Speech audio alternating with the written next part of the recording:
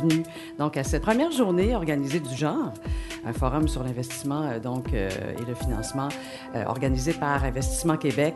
C'est une journée très importante parce que votre présence en témoigne. C'est merveilleux de vous voir si nombreux. Alors, la thématique de la journée, c'est de trouver des pistes de solutions et de vous les rendre les plus accessibles possibles. Et ça, c'est à l'initiative de notre premier intervenant ce matin, le président directeur général d'Investissement Québec, M. Mario Albert, qui est l'instigateur, qui est votre hôte aujourd'hui. La bienvenue à ce premier forum Financement Investissement Québec. Je dirais que dans nos rêves les plus fous, on anticipait peut-être avoir à ce premier événement 200 à 300 personnes. C'est une surprise heureuse. On a eu près de 600 inscriptions. Donc, c'est un record. Ce qu'on va voir aujourd'hui, c'est qu'on va avoir une série de panélistes qui vont vraiment couvrir, démystifier pour vous, c'est quoi le capital d'investissement. C'est pas facile que ça de chercher du capital en investissement. Il y a énormément de portes à laquelle on pourrait cogner. Le capital de risque, c'est pas pour tout le monde. Alors, moi, je dis souvent aux entrepreneurs, une des premières questions que je leur pose, c'est quel genre d'entreprise veux-tu bâtir? Est-ce que tu veux bâtir une entreprise de laquelle tu vas bien vivre ou est-ce que tu veux bâtir une entreprise qui va changer le monde? Il faut que mon banquier devienne mon ami, mon conseiller. Ça, j'ai bien retenu à ce niveau-là.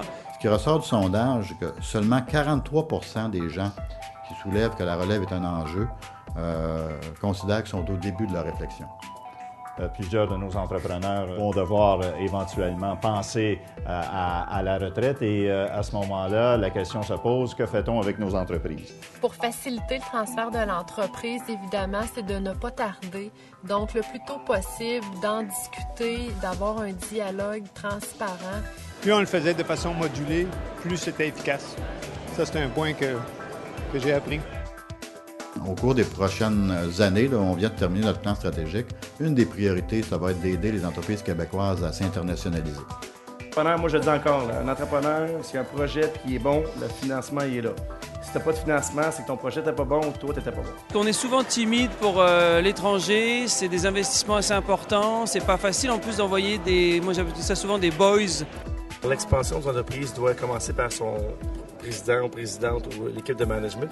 Donc, on avait aujourd'hui des partenaires comme Emploi Québec, un rôle important à jouer au niveau du développement économique, des entreprises de financement public. En ayant tous les joueurs sous le même toit, ça permettait d'offrir aux entrepreneurs l'ensemble des services qui sont disponibles et aussi de créer une synergie entre les divers intervenants impliqués dans le développement économique. Je pense que ça a été très instructif et j'espère que ça va devenir un événement annuel de manière à obtenir plus d'informations chaque année avec les mises à jour sur les différents programmes qui sont disponibles.